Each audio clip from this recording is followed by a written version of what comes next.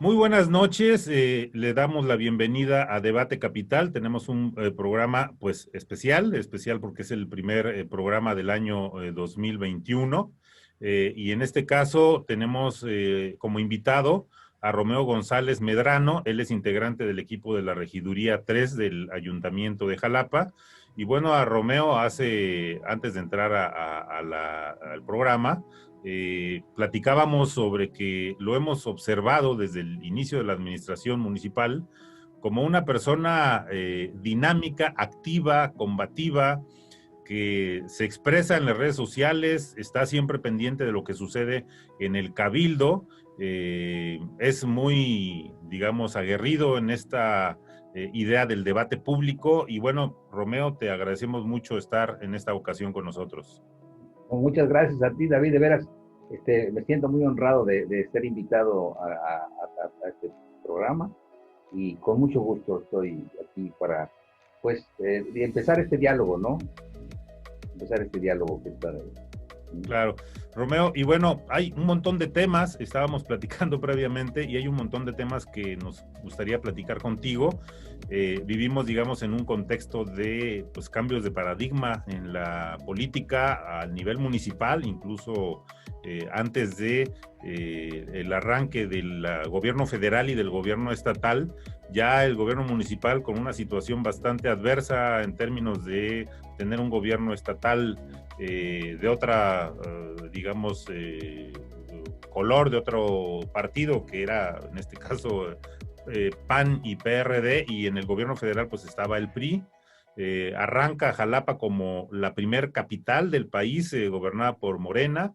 Los retos eran muy complejos. Y bueno, pues primero, antes de que entremos de lleno, me gustaría que nos platicaras, para que el público también sepa, pues cuál es tu trayectoria y por qué estás en la administración municipal, por qué estás participando dentro de la Regiduría 3. Y claro, con mucho gusto, David. Bueno, yo estudié Ciencias Políticas en la UNAM, ¿no? En la Facultad de Ciencias Políticas y Administración Pública. Y cursé un año y el resto de la carrera la hice en prisión, ¿sí? Tuvimos, por fortuna, esa generación, un rector maravilloso, el rector Javier Barros Sierra, que nos dio todo el apoyo y no nos soltaba ni un lápiz para estudiar, maestros y todo. Y ahí terminé la carrera, nomás salí a la tesis y al examen. Y bueno, pues me inicié en actividades políticas con el ingeniero Alberto Castillo, ya digo, recorriendo todo el país para formar un partido en aquel entonces, el PMT. Llegó un momento en que los caminos se partieron en dos y yo me incorporé a la misión pública, me incorporé a CONASUP, ¿sí? a trabajo rural, ¿no? Que era lo que me interesaba mucho. Ahí empecé mi carrera en la administración pública. Tengo ya unos 50 años en la administración pública en el ámbito federal, estatal, municipal. Me siento muy orgulloso de esa historia de trabajo. Pero mi adicción es leer, pensar y escribir. Y compartir lo que escribo. Esa es mi adicción. Y créeme, disfruto mucho las madrugadas porque no hay ninguna interrupción de nadie, ¿no? Ni de nada, ni puedes interrumpir porque te despiertas a los demás. Entonces mi adicción es leer y escribir sobre temas sociales, políticos y pues hay miles de cuartillas escritas que he intentado integrarlas, pero me es más interesante seguir escribiendo que ponerme a ordenar lo que ya se escribió. Y pues ese es algún referente de mi historia académica y laboral, pero la verdad yo pienso que el ser humano es lo que ha vivido, la suma de todas sus experiencias y vivencias lo que ha logrado y lo que no ha logrado también es parte del currículum. Eso no aparece en los currículums, fíjate, en los currículums no vienen las frustraciones, no vienen lo que no se logró, pero es parte de nuestra vida, ¿no? Lo que no se ha podido, lo que no ha podido uno hacer. Y entre las cosas que no ha podido hacer es tener una sobrevivencia dedicado a pensar y escribir, porque nadie te paga por eso, o sea, esta sociedad no está hecho para eso, pues por eso los poetas se mueren, ¿no? De hambre, ¿no? Entonces, yo ahí tengo mi propia concepción de que he podido sobrevivir escribiendo, pensando, haciendo lo que me gusta, ¿no? Pues dándole de comer a los caballos, pero sin meterme a las patas de los caballos, por decirlo de alguna manera, ¿no?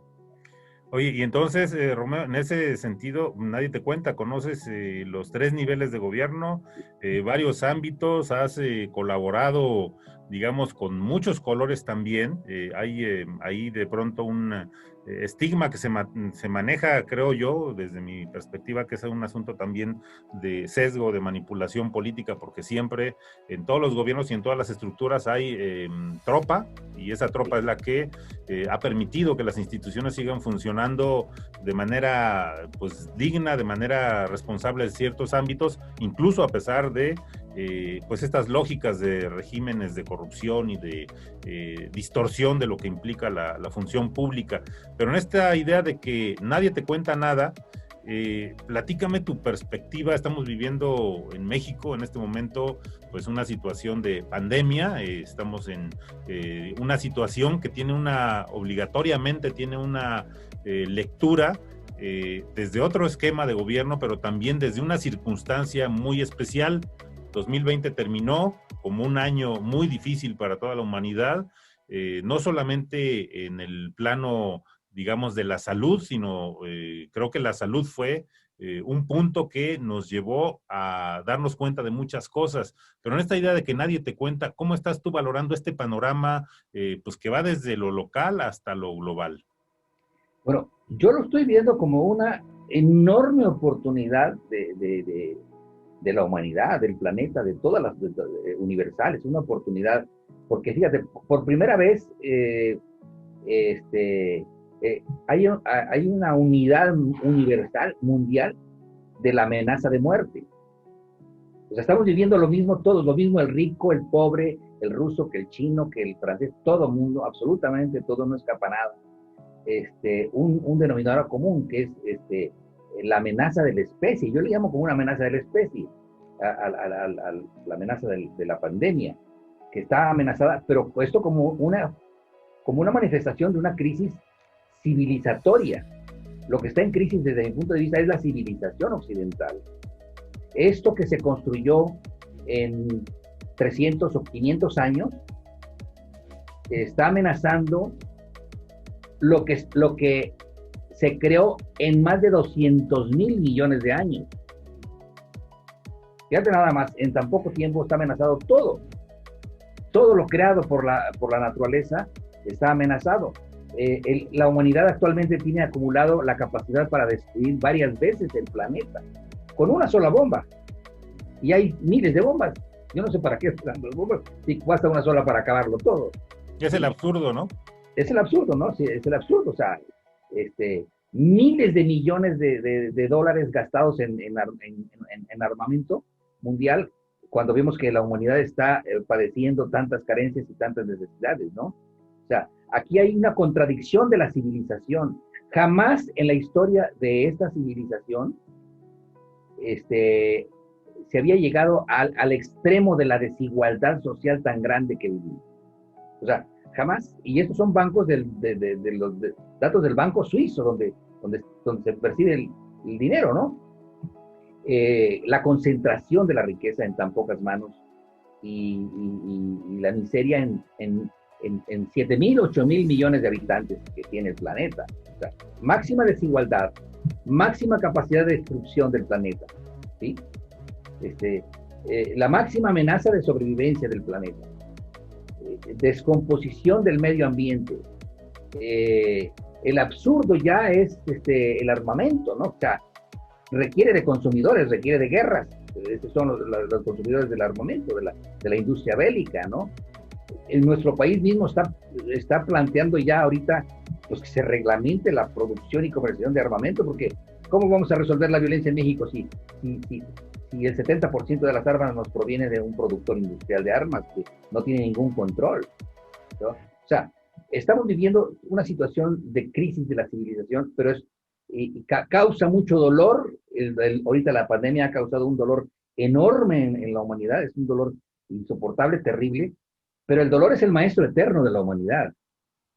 Es una batalla permanente. Es el maestro eterno. Entonces, es una posibilidad de conciencia. También está surgiendo una conciencia civilizatoria, cuestionadora de este paradigma y generadora de nuevos paradigmas. O sea, ya no es que esto pasa en Jalapa, no, en Jalapa no existe ni Veracruz, existe la totalidad. Lo que pasa en cualquier parte del mundo pasa a cualquier, o sea, lo que le pasa al otro te pasa a ti, lo que le pasa a otro país te pasa a ti.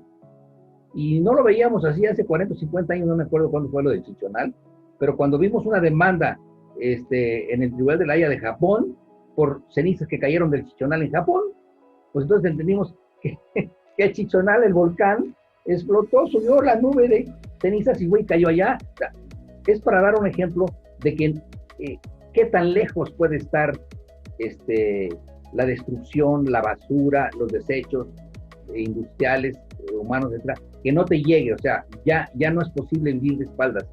Claro que ahí entran los medios de comunicación que están en crisis ya ahorita mundial, que ya están desacreditados, están desprestigiados en cualquier parte del planeta.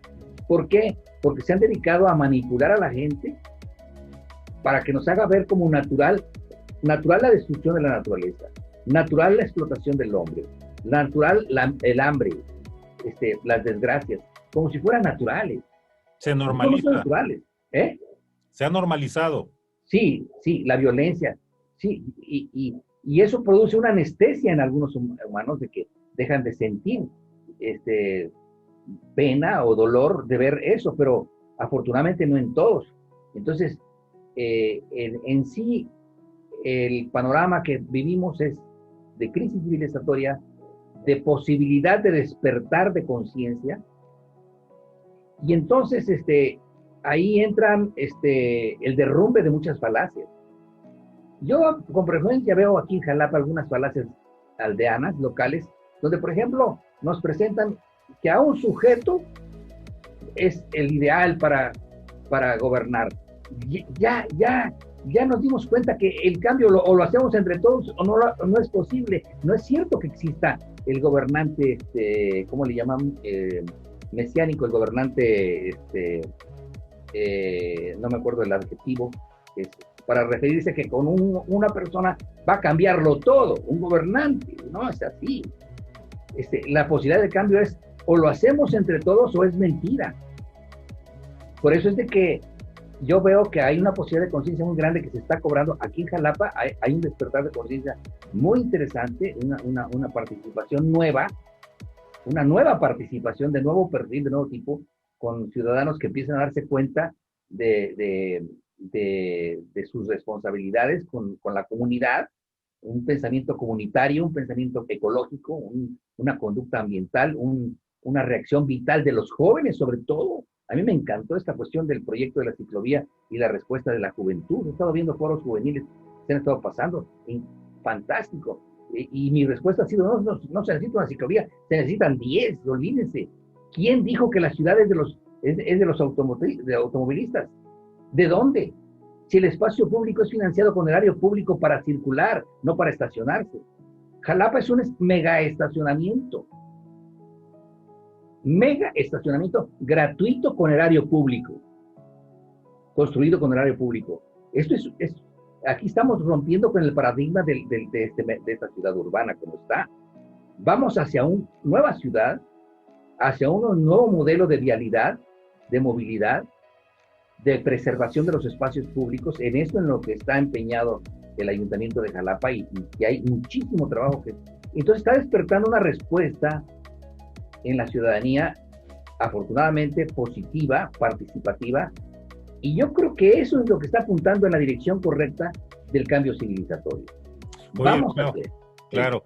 Romeo, y ahorita que comentas eso, no habría, porque ahí también, bueno, mencionas los medios de comunicación, que bueno, sabemos que tienen como, digamos, como bandera, los medios, sobre todo en el esquema de la política, pues que ya está quedando atrás. La vieja cultura. La vieja lógica de hacer comunicación, de la vieja relación anómala de los medios de comunicación con las instituciones públicas, no alcanzaría ningún dinero, por eso creo que es importante lo que tú estás mencionando, no alcanzaría ningún dinero público para que los medios dejaran en este esquema del famoso chayote, para que los medios en general, digamos, ahora sí que sí se puede generalizar, no totalizar, pero sí generalizar, para que los medios finalmente fueran descriptivos y hicieran un trabajo puntual, profesional, descriptivo, cuestionador, por supuesto que también, pero no jugarle a esto de pues los gatilleros de estos partidos tradicionales que siempre han estado y siguen estando ahí. ¿Cómo ves tú este reto que hay para la propia sociedad y para obviamente pues las instituciones, porque lo estamos viendo a nivel municipal, incluso un año antes de que arrancara el gobierno estatal y el gobierno federal, pero también el gobierno estatal? O sea, hay una cantidad de falacias en contra del gobierno municipal, en contra del gobierno estatal y en contra del gobierno federal, que los medios, incluso si tú le dices a los medios y a los periodistas, ya no existe el chayote, te dicen claro que sí, o distorsionan, o hablan del neochayoterismo y cosas así que se inventan, incluso hasta Julio Astillero, que también monetiza sus videos y está en esa discusión, también están formados en esta lógica de no aceptar, no dilucidar los cambios de paradigma de las relaciones de las instituciones con los medios de comunicación. Nunca habrá dinero suficiente, como los medios estaban acostumbrados, para que realmente tengan este papel y esta función, digamos, que es una de las grandes mentiras que yo digo, que los medios de comunicación informen a las sociedades, es la gran falacia, porque en realidad defienden intereses propios o se venden al mejor postor. ¿Tú cómo ves este reto que tenemos, que ha tenido Jalapa y que tienen todos los niveles de gobierno? Pues mira, el reto está, y lo está afrontando bien, con éxito la sociedad, porque primero el despertar de conciencia vino a ser evidente la obsolescencia de muchas instituciones. No solamente los medios de comunicación, los partidos políticos entraron ahí también en crisis, ¿no? Como mediadores. Los líderes de opinión, entre comillas, que se está poniendo en evidencia, que han sido unos mercaderes multimillonarios que han cobrado millones de pesos al erario público por sus servicios a la clase gobernante que teníamos. Entonces, ahorita lo que estamos viendo es que hay un despertar con el Internet, muy importante en el despertar de conciencia. Ha creado una posibilidad de democratizar la comunicación horizontal entre los ciudadanos. Y en este momento, primero, están enfurecidos porque se les cerró la llave. Y en la administración municipal se les avisó desde el principio de campaña que se iba a cerrar la llave. Y ya desde empezaron a pegar, ¿no? Desde que dijeron que iba a cerrar la llave. ¿Cómo que cerrar la llave? Se cerró la llave y empezaron a chayotear, pero financiados por los que se fueron, ¿sí? O sea, los que fueron sacados del poder siguieron financiando como chayote no gubernamental, sino de su dinero a los medios. Y entonces empezó la guerra, y claro que de momento dice uno, oye, pero es que está muy mal el ayuntamiento de Jalapa. Y ahí caímos algunos, incluso al principio. Yo mismo era parte de esta percepción. Recuerdo que en una sesión de Cabildo se presentó una encuesta que realizó un partido político y que apareció que el ayuntamiento estaba en ceros en imagen, ¿no?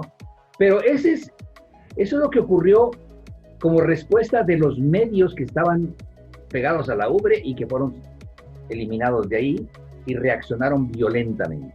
O sea, la mercancía más cara que ha habido en el planeta ha sido la publicidad. Es la mercancía más cara del planeta. Y en manos de esas gentes era carísima. Entonces, eran millones y millones de pesos que se gastaban. Se pervertía el concepto de comunicación como imagen, como cuidado de la imagen, ¿sí? Y entonces, no era la comunicación para la participación, no. La actividad periodística no era para servir a la sociedad. La actividad periodística no fue para servir a la sociedad, era para servir a los políticos en turno. A eso era la comunicación, los que pagaban. Entonces, o eran vendedores o de terror o de adulación. Ahí se resumía toda la actividad periodística.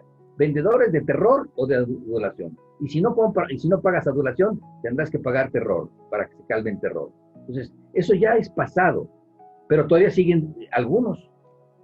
Pero me empezó a caer el 20 cuando me di cuenta de la respuesta social a los programas, a las actividades culturales, sobre todo, y a las ambientales. Creo que me empecé a contagiar por las ambientales. Y me di cuenta que la gente tiene su propio criterio y ya los medios ya saben quién te paga y qué es lo que haces, ¿no? O sea, están desacreditados. Hay un despertar de conciencia y el ciudadano tiene su juicio. Hasta los niños tienen su juicio acerca de la actividad periodística. Entonces, estamos viviendo una nueva época precisamente de la comunicación social participativa, horizontal, ciudadana, en donde ya no cuentan con el erario público para esos grupos. Y no solo eso, sino he estado viendo yo la polémica en torno al derecho de réplica del presidente que contesta a las críticas. ¡No, qué barbaridad! Hay gente que no se pierde en el país. No ha habido programa. Está considerado como un programa especialmente histórico que no existió antes. La cantidad de mexicanos que escuchan la mañanera. O sea, estamos viendo otra cosa, la desacralización del poder, ¿sí? De que no se puede discrepar. ¿Cuándo en su vida había situaciones? Los que conocimos la represión sí sabemos lo que era la carencia de libertades. Estos ahora que hablan de que hay un atentado del presidente de las libertades, esa es la pura patraña de lo que les dolió el estar fuera del presupuesto. Es más, en una ocasión escuché al presidente decir con mucha certeza de que la mejor prueba del éxito de la comunicación es la cantidad de ataques que recibe, porque eso prueba que está comunicándose sin necesidad de ellos, ¿no?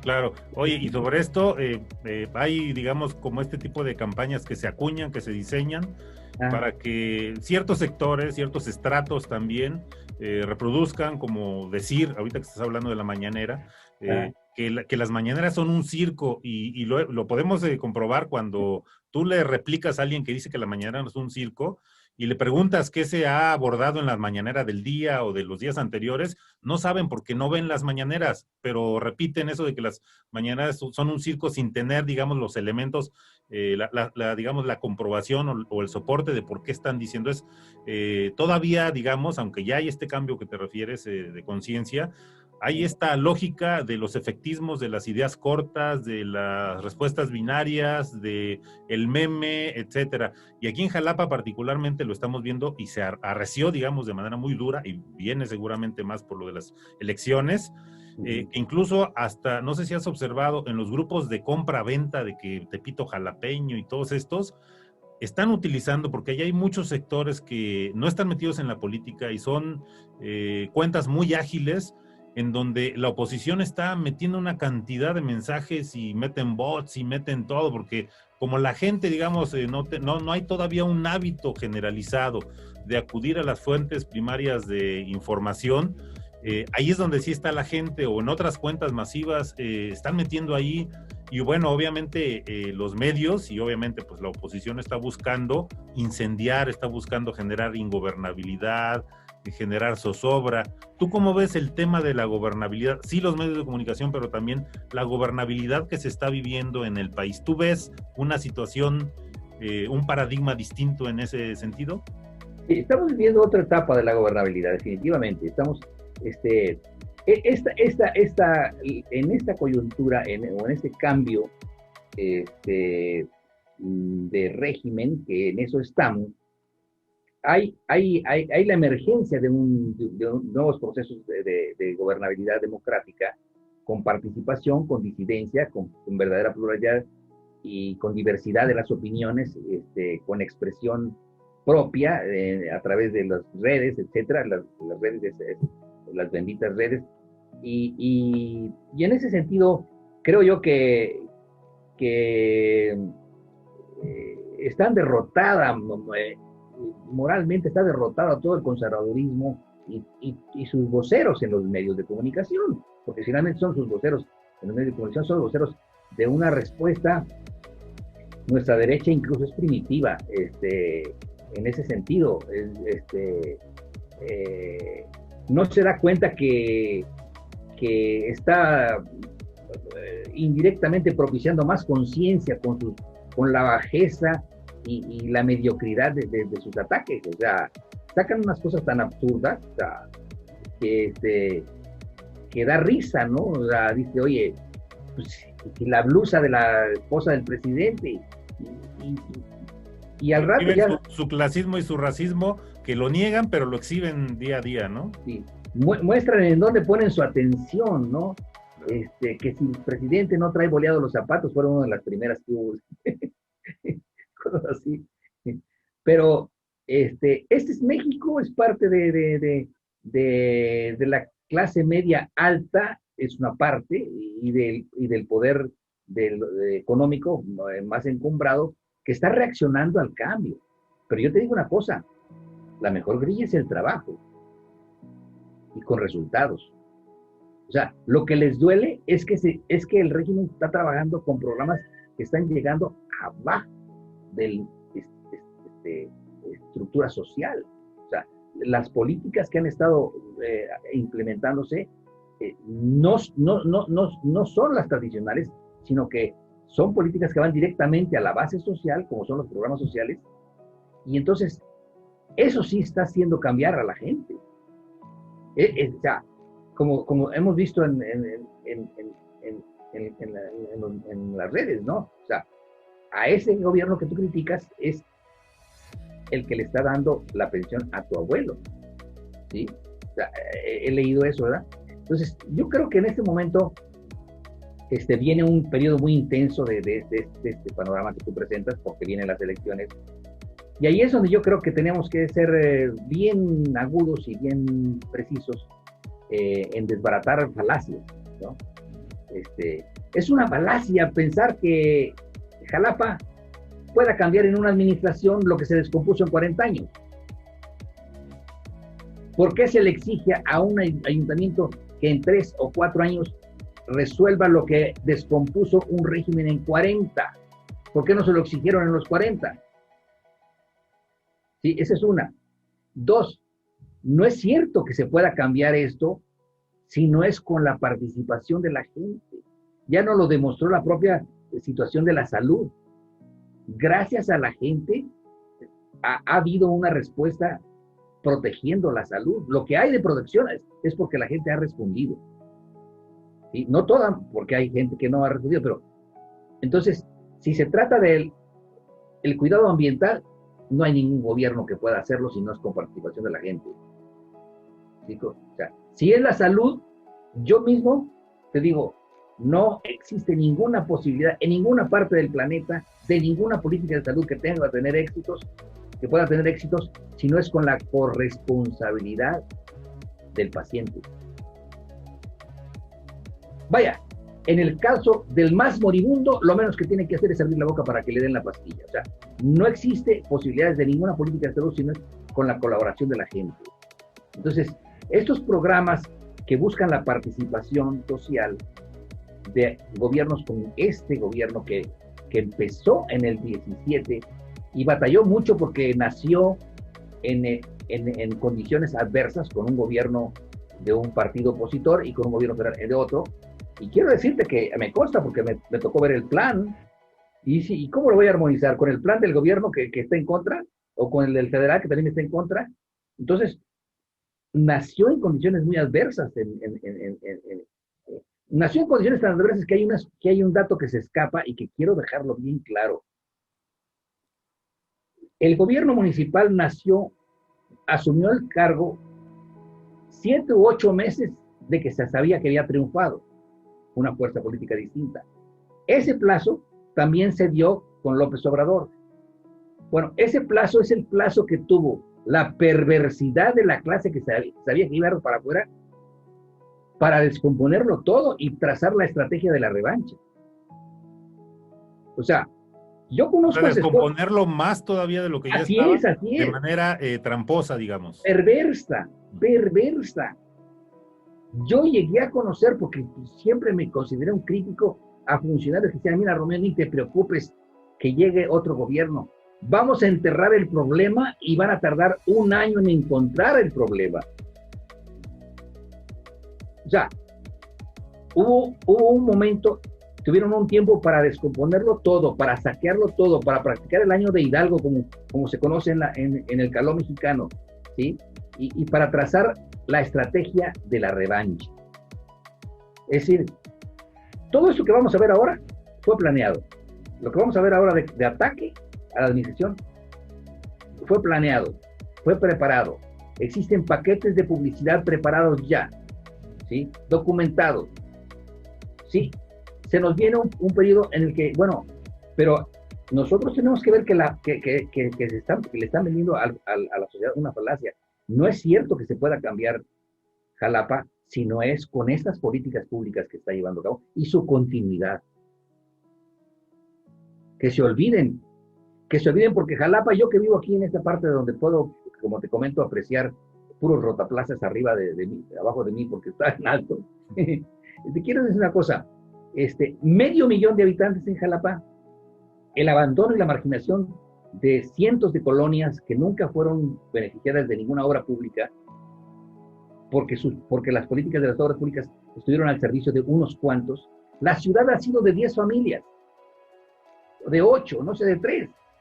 Esta ciudad se ha ejercido el poder de unas cuantas familias dueñas de Jalapa, ¿sí? Y eso, bueno, para acabar más pronto, no surgió primero el programa de ordenamiento urbano, la actualización del programa de ordenamiento urbano del sur. ¿Por qué? Porque hubo financiamiento, ¿sí? Para documentar la estrategia de siempre. ¿Y por qué el norte está pobre y por qué el sur está rico? Todo eso no es casual. No es casual que los pobres sean pobres. Eso no es obra ni de Dios ni de la casualidad. Ha sido obra del egoísmo y de la ambición de quienes han considerado que Jalapa es de ellos, ¿sí? Y así como erróneamente el individualismo de los conductores considera que la ciudad es de él, igual en la clase pudiente cree que la ciudad es de él, que es propiedad, ¿no? Porque es una concepción colonial, viene desde entonces, pero eso se da en todos los países, en todas las ciudades, y aquí se da también. Entonces, un paradigma que ya se le empieza a vender es, bueno, pues por fin que vengan los que saben gobernar, los expertos en problemas, los que tienen un historial enorme de servicio público, las vacas sagradas de la vieja clase política, ¿sí? Yo les llamo así, las vacas sagradas de la vieja clase política, a enderezar esto que descompuso. No, señores. Está demostrado, ahora con la pandemia más, que si no es un gobierno con capacidad de abrirse a la participación, de alentar la comunicación horizontal, de escuchar a la gente, de incluirla, incluyente, ¿sí? No va a resolver nada. Esto no es cosa nada más de dinero. Es cosa de dinero y de políticas públicas democráticas, abiertas a la participación.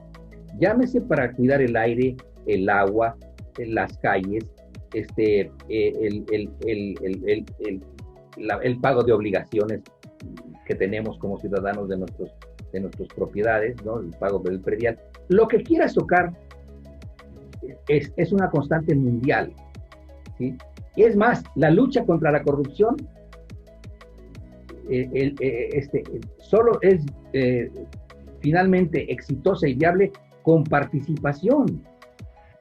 No es obra de un grupo de policías especializados que tenga un organismo fiscalizador como el ORFIS o el Congreso o la Procuraduría. No. La corrupción es como el embarazo, se ve y la gente lo sabe. Aquí esta ciudad está llena de ricos. ¿Cómo es posible que Jalapa... Una de las ciudades más desiguales del país, además, ¿no? Es de las más desiguales del país. Esta ciudad de Jalapa, es vergonzoso ver que existen las más grandes fortunas que tú puedas imaginar con las más grandes miserias del pueblo. ¿Por qué? ¿Por obra de Dios? No, por favor. Es que es capital rentista. Romeo, ahorita que comentas eso, me acordé de algo que se está debatiendo mucho ahorita con el tema de los tandeos y del agua. Casualmente, y coincide con lo que estás planteando, que en el norte de la ciudad, en la parte norte de la ciudad, donde hay mayor población, digamos, vulnerable, pobre, etcétera, no se pusieron la cantidad de tanques suficientes para que la distribución del agua fuera suficiente durante mucho tiempo. Es decir, intencionalmente se generó, digamos, infraestructura hidráulica para que se garantizara, por ejemplo, el agua a ciertas colonias, fraccionamientos, etcétera, y el norte no. Y entonces parte del tandeo, de los tandeos y de esta lógica, que es muy compleja, de hecho, hace algunos programas platicábamos con Tajín Fuentes, que explicó de manera maravillosa todo este asunto, tenía una intención específica de privilegios, de desigualdad. Lo vemos en todo, o sea, el tema que ha sido tan debatido de los baches, los baches son responsabilidad de un rezago por corrupción de años y años y décadas, y no tiene que ver con, o sea, no habría recursos municipales durante una administración completa para restituir todos los rezagos de infraestructura vial que hay, digamos, si no fuera la historia como ha sido, ¿sí?, de tanta corrupción y tanto desvío de recursos. Todo tiene que ver con esto. Ahora, yo te preguntaría, entonces estamos hablando de que tenemos también a nivel local, aunque no se ha dicho, no se ha abierto de manera clara, una mafia del poder que va a manipular, que va a sentirse como que son los únicos privilegiados y que no le gusta el voto efectivo popular y que no va a estar de acuerdo y que va a descalificar. ¿Vamos a tener ese mismo panorama como se ha estado expresando a nivel federal? Sí, van a seguir vendiendo la falacia de la democracia representativa, ¿sí?, que está en crisis a nivel mundial, no solamente aquí en Jalapa. La democracia representativa está en crisis. ¿Por qué? Porque te tienes que pasar 4 años o 6 años para reclamarle a tu representante lo que te prometió. La democracia representativa está en crisis. Es decir, la única posibilidad de que sobreviva es que experimente procesos de enriquecimiento con la democracia deliberativa y la representativa y la participativa. Y la autogestión, son niveles de la participación. Desde la democracia representativa hasta la autogestión son niveles de la participación. Pues las posibilidades de que esa democracia representativa que tenemos se preserve es que se fortalezca la democracia real. Y lo que le van a vender ahorita es, con el cambio de gobierno, ya estaremos del otro lado. Vamos a llevar a gobernar a nuevas personas experimentadas que realmente quieran a Jalapa, que amen a Veracruz, bla, bla, bla, bla, bla, bla, bla, bla, bla. Espérate, eso no es así. Ese mundo ya está en decadencia. Las posibilidades de cambio están en la democracia participativa, en la gente que está trabajando directamente, la gente que se acerca a los centros de gestión del Ayuntamiento de Jalapa. Esa ya está cerca ya no tiene que venir al centro, ¿sí? También está en crisis la presión manipulada que tiene muchas raíces aquí en Jalapa, de grupos que habían sido financiados por el mismo poder para protestar. La protesta se volvió mercancía en algunos políticos. Yo tengo un artículo que se llama La Plaza Lerdo en tiempos electorales. Pues sí se llena. Es el centro para manipular, ¿no? Y era para negociar diputaciones y cargos, etc. Entonces, ya esa política es la grilla, es la política barata, es la que se refiere el presidente, y ya es pasado. cada vez la gente cree menos en ella. Viene un tiempo nuevo en que la gente tiene que darse cuenta y se está dando cuenta por dónde van las cosas. Yo insisto en que en algún momento, en otro momento, hablemos de los programas, porque ahí es donde está emergiendo un nuevo ciudadano, más empoderado, directamente, que para él la democracia es lo que se está haciendo en su calle, en su sistema de agua potable. Allí es donde está viendo el ciudadano responsable, el ciudadano exigente, que espera un cambio. Y ya olvídese, el representante, es más, lo nombras y votas y no lo vuelves a ver.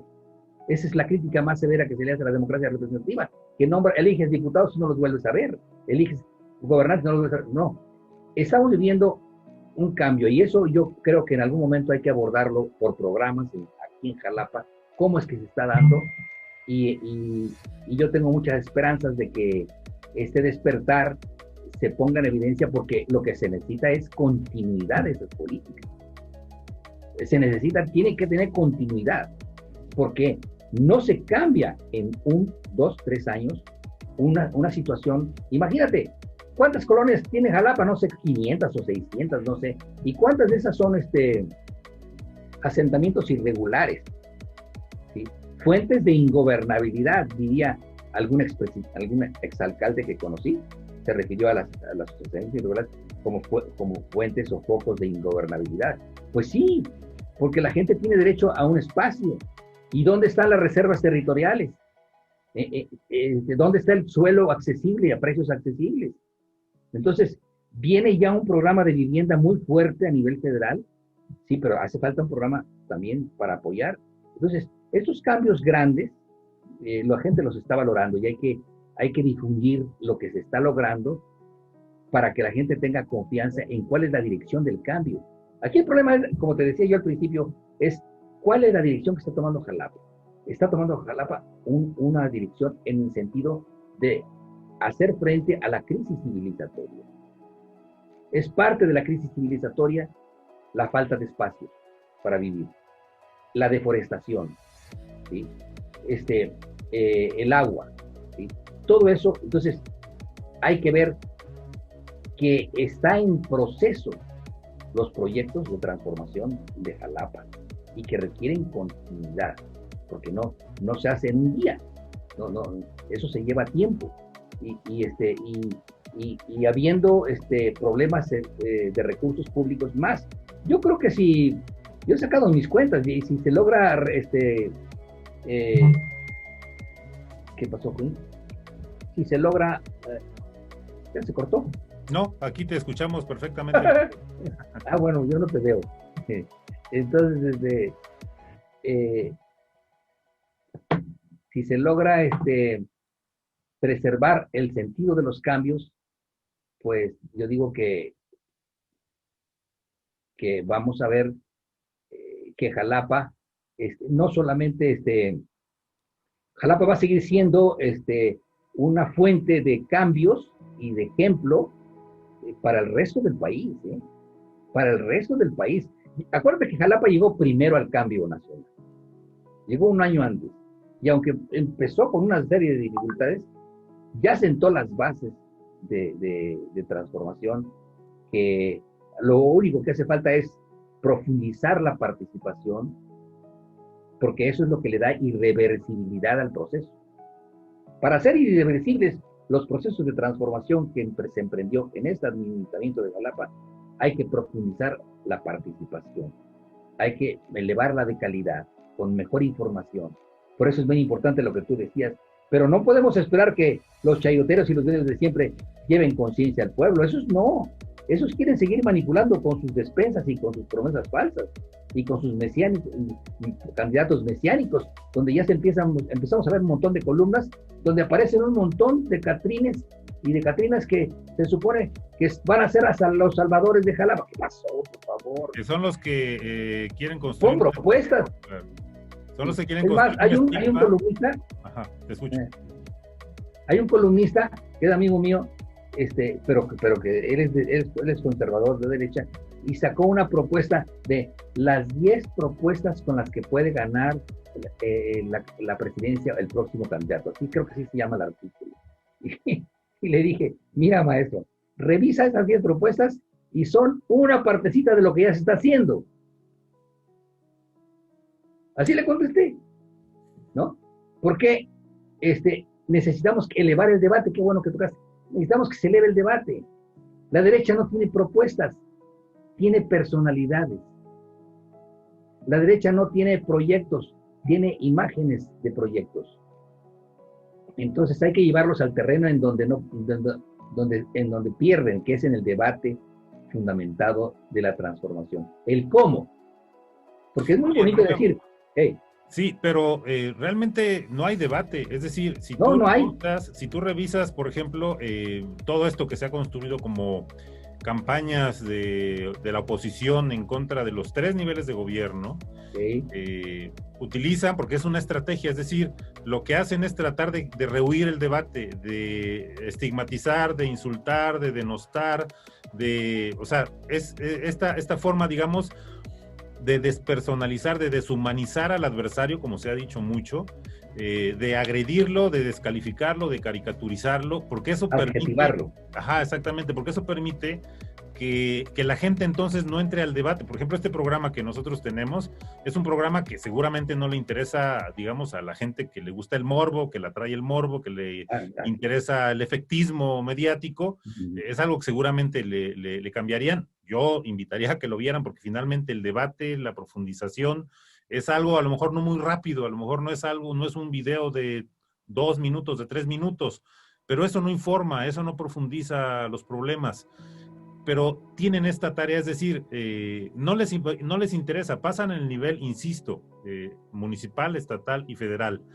El chiste es ser omisos de la agenda real y acuñar frases que, bueno, sabemos que hay ideólogos detrás del conservadurismo, que son los que acusan, en el caso del presidente de la República, acusan al presidente de la República utilizar la tribuna con recursos públicos para agredir a un López Dóriga, por ejemplo, ¿no? Cuando un López Dóriga ha utilizado recursos públicos a partir del chayotero, del chayoterismo, perdón, lo han utilizado con recursos públicos para engañar al pueblo de México. Entonces, ¿cómo, digamos, meternos en un debate real? ¿Cómo ir ganando el debate? Hacer a un lado los efectismos, las ideas sesgadas, los estigmas que se construyen, porque, como te decía, ¿no? Así como se dice que las mañaneras son un circo, quien lo repite son los que no van en las mañaneras. Hay sobre el gobierno municipal y sobre el gobierno estatal, bueno, sobre el federal hay un debate mucho más,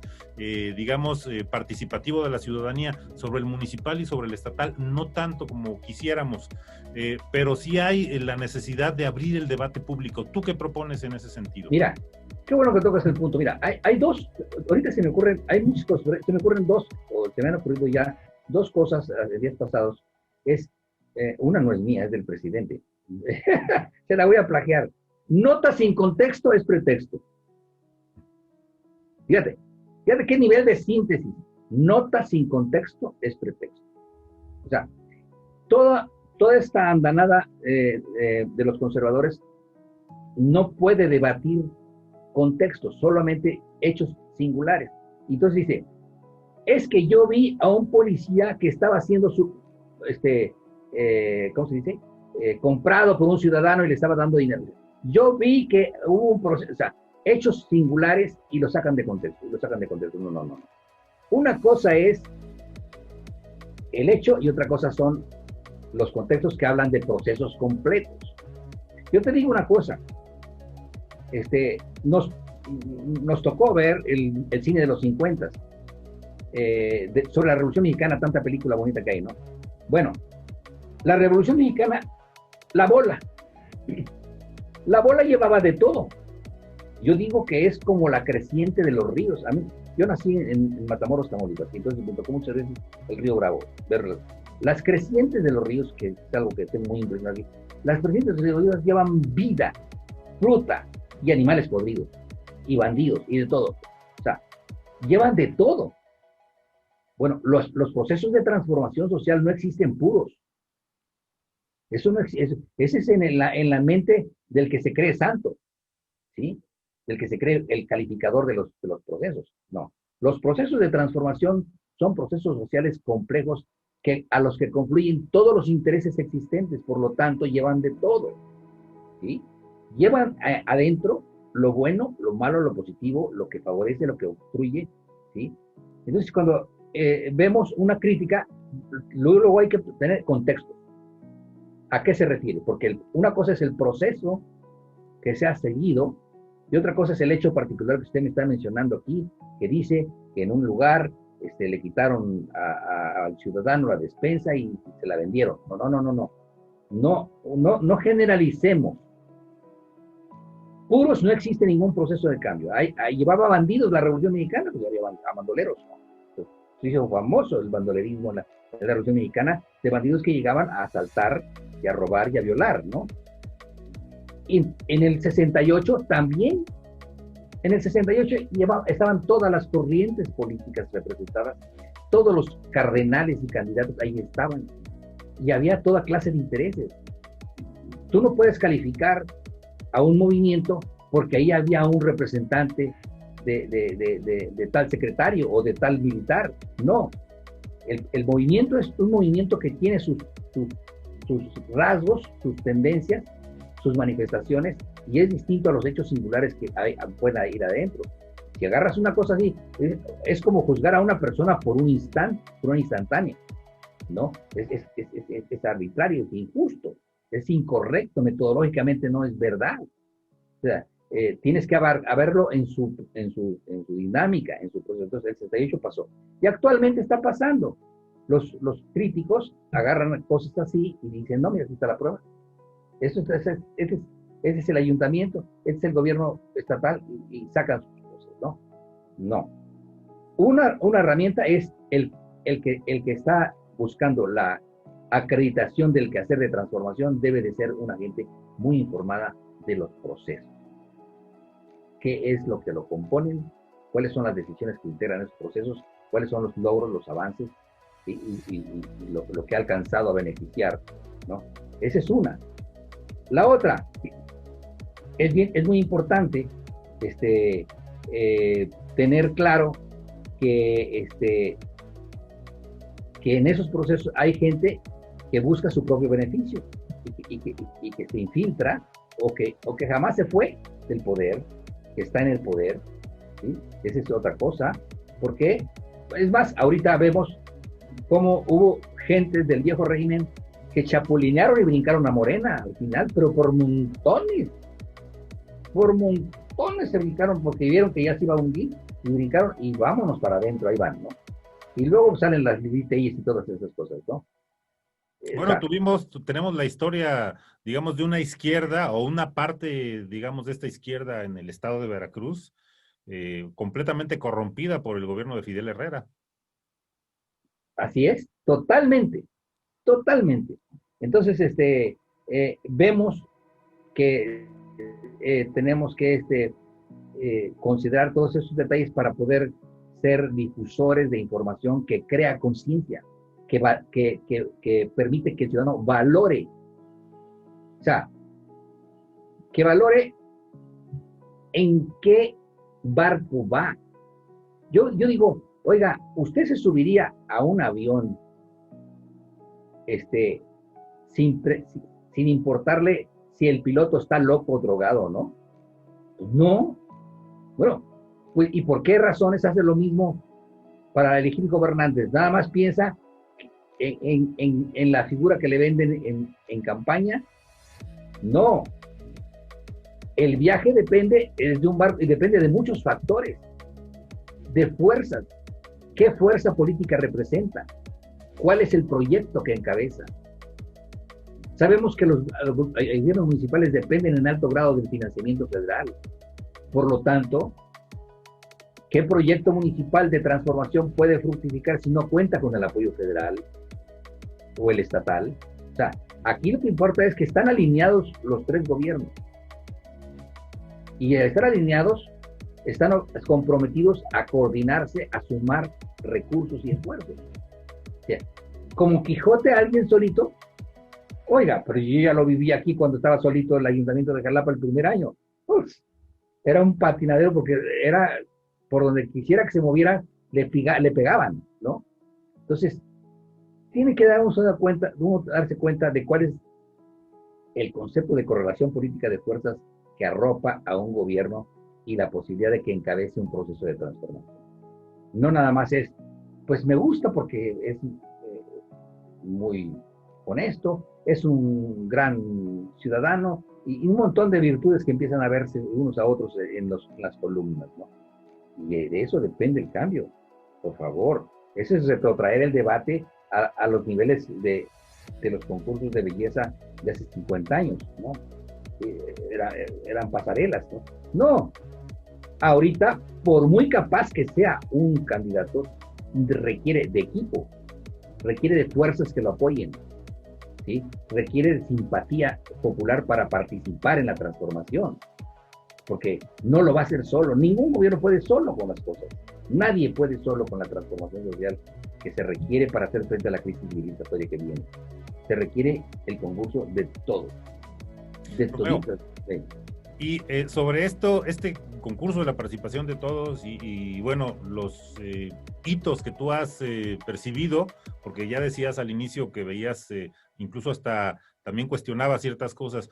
¿Cuáles son los ámbitos, los temas que tú ves en el gobierno municipal que a lo mejor incluso no son, por lo menos en los medios o en las redes sociales, porque sabemos que una cosa es lo que manejan los medios, con una influencia particular en las redes sociales, y otra la realidad palpable, la realidad que muchísima gente percibe, más allá incluso de esta guerra mediática que hay. ¿Cuáles son los temas que a ti te han, alegrado los oídos y la mirada con relación a lo que estamos viviendo en Jalapa? Sí. Es una pregunta que me toca contestar, porque yo mismo saqué un artículo donde decía Jalapa paralizada, creo que sí se llama, ¿no? De la economía, ¿no? Estaba bien contaminado de la percepción empresarial, ¿no? Porque he sido también una persona atenta al comportamiento del sector empresarial. Pero, y luego empecé a cambiar, ahora, contestando tu pregunta, fíjate que lo que más me entusiasmó fue la política social, la ambiental y la cultural. ¿Sabes por qué? Porque hace muchos años, pero ya muchísimos años, ya estoy hablando desde la que existía la URSS, ¿no? El mejorar las condiciones materiales de vida, o sea, que la gente gane más para consumir, no es garantía de que vayamos hacia una sociedad más habitable, más humana. No. Si eso fuera, entonces los que viven en la riqueza serían los seres divinos y angelicales. No. El mejoramiento de las condiciones materiales no es garantía de humanización de las relaciones humanas. No es garantía de una sociedad más tolerante para vivir en la diversidad. No. Ni siquiera la propiedad sobre los medios de producción. Es las relaciones sociales, sí. Entonces, la actividad cultural y los programas sociales con participación, la vida comunitaria, la promoción de quehaceres compartidos, sea un domingo para salir a caminar, en estos programas que se dieron al principio, o sea un evento cultural, o sea un taller de lectura, eso sí está tocando las relaciones sociales.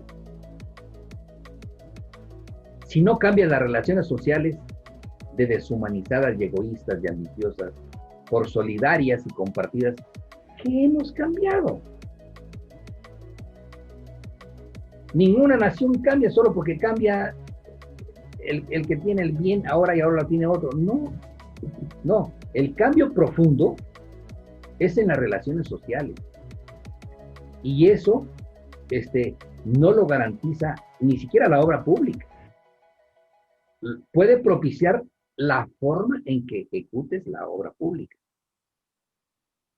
Porque si la ejecutas con participación, la sociedad que participe la va a valorar.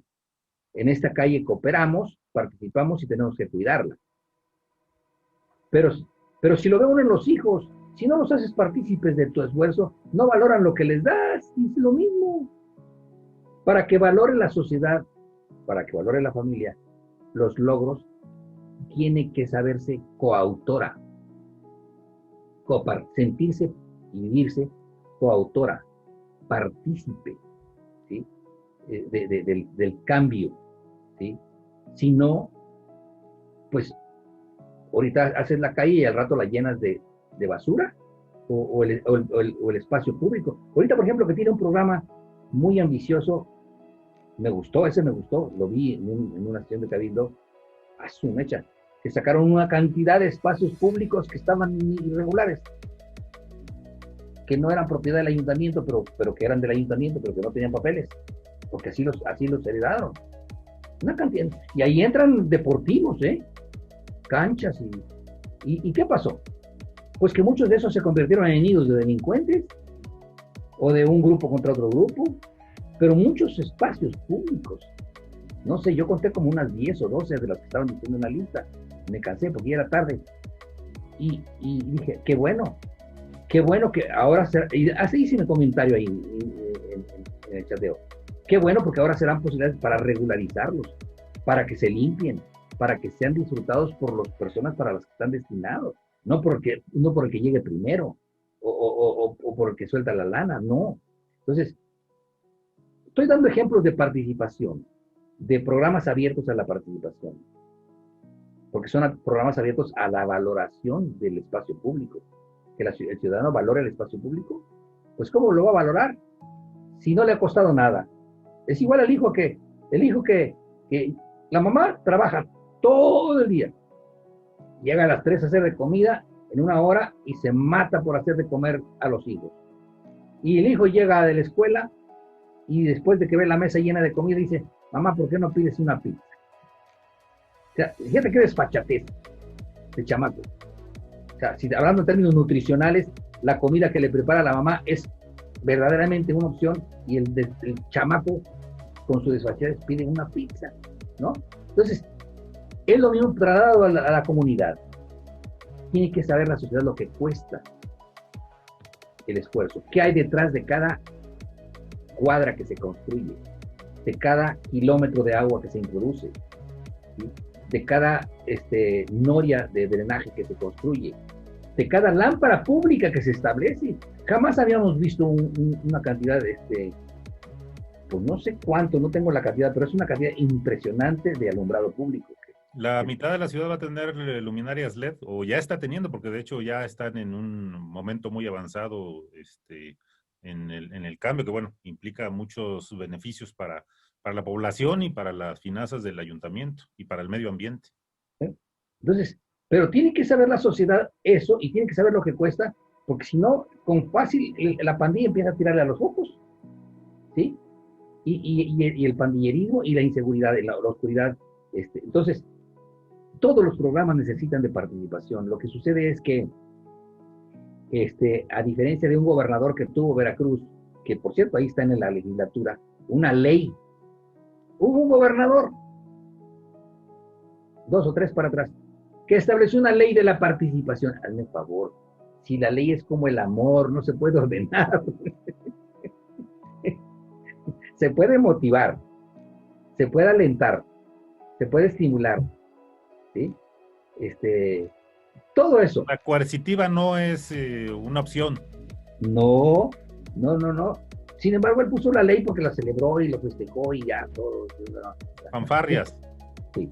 Entonces, pero para esa parte, para que sea posible las políticas públicas participativas, que son las que está empujando el actual ayuntamiento, se necesita de personas sensibles, que las hay en muchas áreas.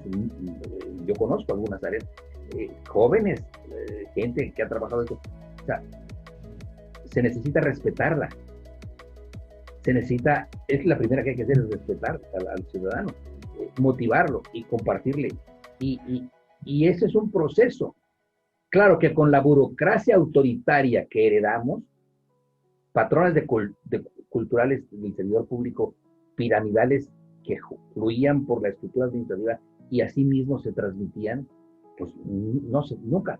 Por eso es de que no es cierto que una persona está preparada para gobernar, permítame. Si no estás preparado para comunicarte y para propiciar la participación, no puedes gobernar a nadie, ni a tu mujer. Si es que tienes ese concepto machista de gobernar a la mujer, ¿no? Pero si la quieres hacer partícipe menos, ¿cómo crees? Si ya la mujer está muy despierta ya, mucho, muy despierta, más que muchos varones, ¿no? Entonces yo digo que este es el momento en que es importante que se conozca la orientación de políticas y programas de la administración pública para que la gente se dé cuenta. Es el momento de pintar la raya de que no somos iguales. Romeo, y aquí hay, para ir cerrando, digamos con la reserva de que seguramente tendremos más charlas, porque hay muchos temas que pueden ser interesantes para ir desglosando y para ir analizando de manera particular, pero hay una percepción que yo tengo, no sé si la compartas o si estoy mal, y con esto quisiera tu opinión también. Por ejemplo, en el gobierno federal, Obrador ha logrado, digamos, pues convencer, ya sabemos que es un, digamos, es un, digamos, un domador de fieras. Un maestro de la persuasión, sí. Ajá, ha logrado con esa persuasión, pues lograr, digamos, ha logrado tener alianza con los grandes empresarios del país, a excepción, digamos, con los que ya no son los grandes empresarios del país, pero que les ha gustado el esquema de la corrupción.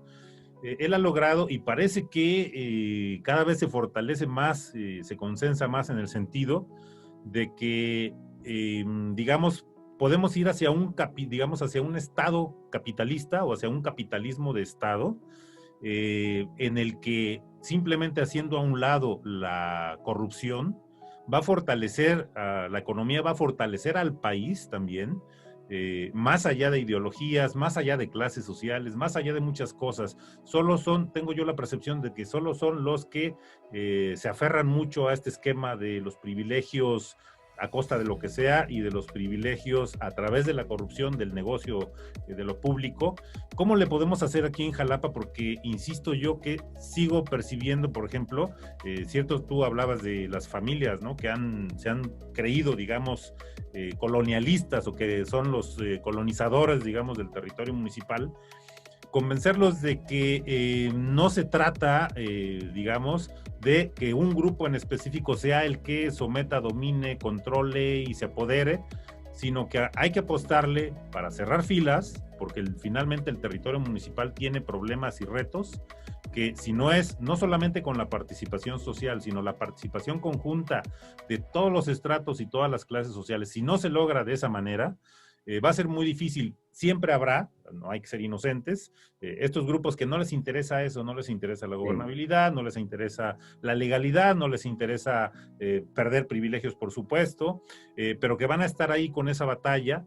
Pero yo tengo la percepción, dime si estoy mal, de que realmente a nivel nacional los sectores que más poder económico tienen ya no están peleados con el gobierno, que solo son los rezagos, digamos, los residuos, por llamarlo así, los residuos de esta clase política y de estos sectores y de estos medios de comunicación que insisten en que dicen que el gobierno es un desastre, también dicen lo mismo, lo propio del gobierno del estado y del gobierno municipal. ¿Tú crees que sí realmente podríamos ir en ese sentido, lograr ir haciendo a un lado a estos sectores que se aferran a los mismos esquemas, patrones e inercia? Sí, no solamente podemos, sino que tenemos que hacerlo y seguir el ejemplo de lo que está pasando a nivel federal. Siempre va a haber gente que renuente al cambio. Toda la vida ha habido conservadurismo radical y ha habido también gente que le cae el 20. Mira, por ejemplo, yo pongo un ejemplo a propósito de este tema que estás tocando. Recientemente se autorizó un financiamiento de $900 millones para ciudades que requieren de infraestructura para hacerlas más sustentables. ¿Sí? Fíjate cómo esto es visión de capitanes del capital, que saben que si la ciudad no la hace sustentable, ni ellos tienen futuro. Ahí tienes el lado amable de la respuesta de una parte del capital internacional que dice, si no hacemos habitable, vivible, pacífica, ambientalmente vivible, las ciudades de mayores creo que de 2 millones de habitantes, el programa ese especialmente, no hay negocios tampoco para nosotros. O sea, de lo que hay que convencer a la gente es de que hay empresarios que ya se convencieron de que la inequidad extrema como el deterioro ambiental no es el terreno fértil de la inversión privada, no es el terreno fértil de los grandes negocios. El que quiera hacer negocios tiene que ceder, aceptar y cooperar con las políticas de redistribución de los recursos, de racionalidad de las decisiones, de orden en el crecimiento urbano, de orden en materia ambiental. O sea, no todos los empresarios están tan atrasados. Sí tenemos aquí en la región empresarios atrasados, pero también tenemos gente muy lúcida, muy inteligente, que yo estoy seguro que se va a ir acercando y se va a ir sumando al proceso de transformación. Lo está haciendo, pero no faltan algunos que dicen, no, vamos a promover a fulano y que enderezca las cosas, ¿no? Y vamos a apoyar a sultano. No. El proceso de transformación, señores, ya empezó. Fue decidido en 2018 y está en marcha. Y las reformas constitucionales y las decisiones que se han tomado hacen ya casi irreversible el proceso. Va hacia adelante. El que quiera incidir tendrá que sumarse, incluso los empresarios. Entonces, lo están haciendo, muchos empresarios ya se están sumando, porque entienden que, no vayamos tan lejos, ¿qué clase obrera productiva puede haber enferma, sin salud, con mala alimentación? No, hay empresarios que sí están pensando en cambiar y que están participando, y lo mismo hay empresarios que creen que esto todavía aguanta con los viejos esquemas, ¿sí? Y que quieren todo fácil y gratis, ¿sí? Y bueno, y se quejan porque no se ha arreglado una calle del centro, y en lugar de agregarse una calle en el centro, el ayuntamiento está invirtiendo en la periferia, en la orilla. ¿Sí? Como me gusta un mapa que presentaron, pues creo que un informe, donde está repartida en la ciudad la obra pública. O sea, sí, y lo sostuvimos desde hace 3 años. Primero los pobres no es un eslogan, señores. Es que es inhabitable. Por el bien de todos. Por el bien de todos, sí. Es que es inhabitable. A ver, ¿cómo pagan la seguridad que se propicia con una sociedad menos desigual? ¿Cómo la pagan? Con más policías. No es cierto, no tiene solución la seguridad con más policías.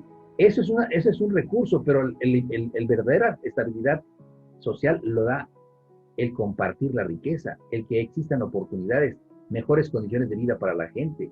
¿Sí? Eso sí es posible. Y hay otros terrenos muy importantes que espero que lo abordemos algún día, es el de la empresa productiva. Sí, yo te digo, hace 4 años me tocó estar así contigo, en una reunión. Era gobierno neoliberal, por supuesto, ya te voy a imaginar quién es. Y la reunión fue para abordar el problema del transporte. Y ahí había empresarios, eran puros empresarios. Y había uno de los más ricos, no voy a decir su nombre, de los ricos, que yo tenía la esperanza junto con el secretario de que llevara con un proyecto para invertir en la transformación del sistema de transporte tan obsoleto que tenemos. Y dije, va a llegar. No, llegó a ofrecer sus terrenos para convertirlos en estacionamientos. Es rentista. Su mentalidad no es empresarial. Hay muchas gentes que se dicen empresarios, no son empresarios, son rentistas del dinero y de la tierra. Aquí, especialmente en la provincia, lo vemos. No. Y habría que, digamos, puntualizar, porque a veces se utiliza también como bandera política el hablar de que se descalifica a los empresarios, cuando en realidad hay que, digamos, ponderar lo que implica el papel. Y hay que reconocer al verdadero empresario. Oye, ¿a qué verdadero empresario que se ha dedicado toda su vida a la construcción y que le llevó 2 generaciones tener una empresa constructora, donde ha puesto todo su patrimonio, toda su familia, ¿a poco le va a gustar que llegue un prestanombre y le arrebate las obras? No es posible eso. O sea, definitivamente tenemos que darnos cuenta quiénes son verdaderamente empresarios, que viene de emprender, ¿sí? Que viene de empezar, que viene de emprender, que viene de arriesgar, porque los primeros capitalistas que existieron en el planeta eran emprendedores y audaces. No, los nuestros nacieron pegados al Estado, protegidos por el Estado desde tiempos portuguistas. Entonces se acostumbraron. Ahorita, por ejemplo, te pongo un ejemplo. Sonora, Sinaloa, están que truenan los empresarios, grandes empresarios de agronegocios, porque el presidente decretó que se prohíbe el uso de sustancias tóxicas para el cultivo de granos, porque están produciendo cáncer en el planeta. Y entonces, obviamente, si tienen 50 años de ser apapachados por todos los gobiernos liberales, pues van a enojar, se le van a armar un tango al presidente. No me extraña que de repente lleguen un montón de 1000 tractores a la Ciudad de México, traídos desde Sonora. Entonces, esas marchitas ya las conocemos, ¿no? Son de lana, ¿no? O sea, entendamos que hay cambios que ya son inaplazables por el bien de todos. Por el bien de todos, hay que ser más cuidadosos de los desechos que produce la ciudad. Y si no hacemos lo que está haciendo Jalapa para el tratamiento de los desechos, el tratamiento integral de los residuos, no vamos a poder vivir. ¿Qué tan lejos puedes llevar la basura que no te alcance? Así se llamó un artículo que escribí una vez. Pues la sacas aquí y al rato te alcanza. Y te llega el olor, porque donde viene el soplo, viene el olor para tu casa, ¿no? O sea, no. Por eso es que nadie quiere un relleno sanitario cerca de su ciudad, ¿no? Pero tiene que haber soluciones que beneficien a la mayoría de la población. Eso no es populismo, ese es realismo. No se puede vivir. Claro, y bueno, para esta idea que te quería comentar es en relación precisamente, con relación a que a veces hay en este empresariocentrismo que se dice. Ajá. Que el empresariado, las empresas son las que dan empleo, es decir, se pone por encima del obrero, cuando en realidad es una relación de, digamos, de pues corresponsabilidad y una relación de complementariedad, ¿no? Entonces, bueno, eso creo que es una tarea también que tenemos para construir la conciencia de que sin obrero no hay empresa y de que sin empresa no hay obrero. Entonces, ahí hay un tema de equilibrio, de bajarle un poco a los humos y de hablar de lo que implica esto. Ahora sí, para cerrar, Romeo, lo último que yo te quisiera, bueno, sobre esto último que dije, si quieres también comentar algo, pero para cerrar, ¿cómo ubicas tú a Jalapa en el concierto de los retos estatales, nacionales y mundiales en esta crisis que tenemos del hombre con el hombre y de la naturaleza con el hombre? Pues mira, traté de dar esa respuesta desde el principio cuando hablaba de la crisis civilizatoria. O sea, cuando hablamos de crisis de las civilizaciones es de la totalidad del planeta. No es de un lugar en particular. Estamos todos. Y entonces, el papel de Jalapa en particular, ¿cómo lo ves tú?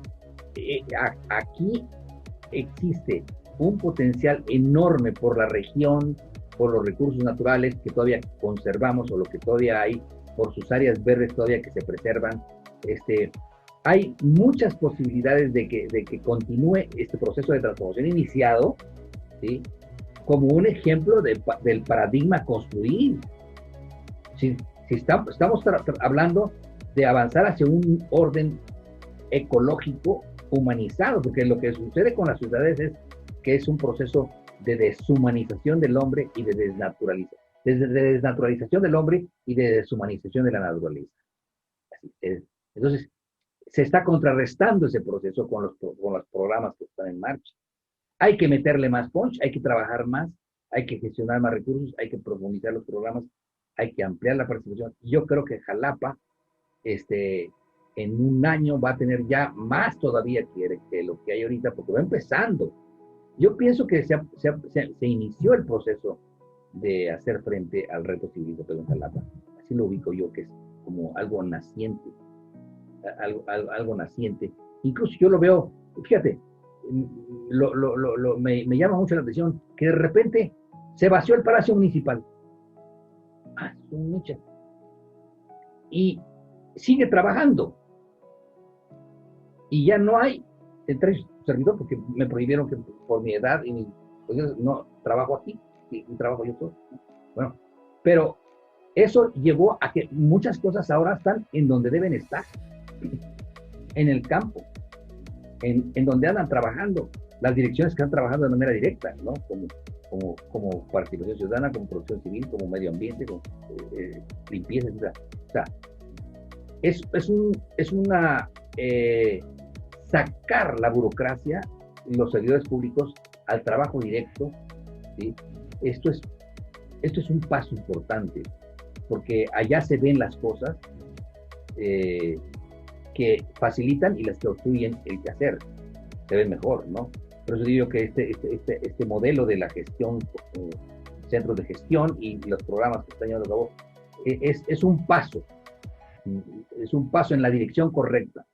Lo que hace falta es que cuando tú empiezas un paso en la dirección correcta es cuando más apremia la evaluación correctiva para defenderlo. Es como un bebé que hay que cuidarlo, porque están haciendo y corre riesgos de como bebé, como un bebé, ¿no? Es igual. Están haciendo un cambio que hay que cuidar, que hay que limpiar de la basura que recogen en el camino, de los resabios de la vieja cultura individualista, de la falta de conciencia comunitaria, de todo eso. Entonces hay un trabajo ideológico y político y cultural muy importante en los servidores públicos del ayuntamiento para que continúen en la dirección correcta, y un trabajo de comunicación con la sociedad. Romeo, comunicación para la participación. Ok, Romeo González Medrano, te agradezco muchísimo. De verdad que delicia platicar contigo, y pues abriremos algún otro espacio próximamente para seguir reflexionando sobre varios de los digamos temas específicos, temas que tenemos pendientes, algunos temas que ya se nos quedaron ahí guardados, pero que podríamos retomarlos en otro programa. Pues mucho agradecemos mucho. Primer programa del año, además, qué gusto. Un abrazo, feliz año a todo el público de Debate Capital, les agradecemos, y nos miramos y nos escuchamos el próximo martes, igualmente a las 10:30 de la noche, por las redes sociales de Radio Televisión de Veracruz. Muchísimas gracias y muy buenas noches. Muchas gracias a ti y a todo el auditorio que va a escuchar este programa, ¿no? Gracias. Te agradezco mucho. Hasta luego. Hasta luego.